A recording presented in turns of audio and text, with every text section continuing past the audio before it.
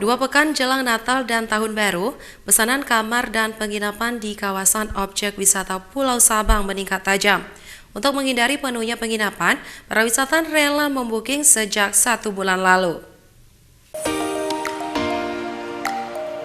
2 pekan jelang libur Natal dan Tahun Baru, sejumlah hotel, penginapan hingga kotek yang ada di kawasan objek wisata Pulau Sabang mulai di-booking calon wisatawan yang hendak menghabiskan liburan akhir tahun di ujung barat Indonesia.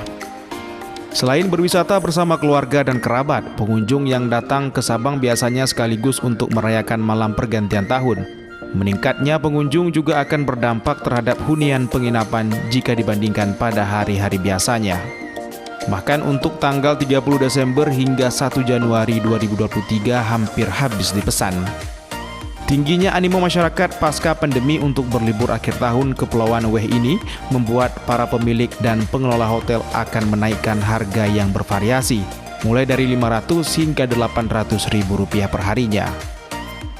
Sedangkan pada hari biasa tarif penginapan berkisar antara Rp300 hingga Rp500.000 per harinya.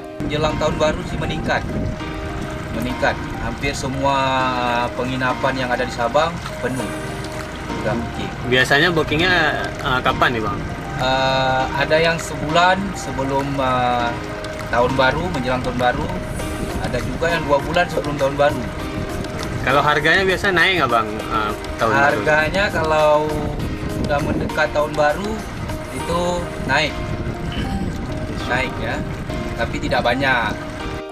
Pasca pandemi COVID-19 melanda, para wisatawan yang berkunjung ke Sabang rata-rata mulai dari luar daerah, seperti warga kabupaten kota di Aceh, Sumatera, Jawa, bahkan para wisatawan dari luar negeri.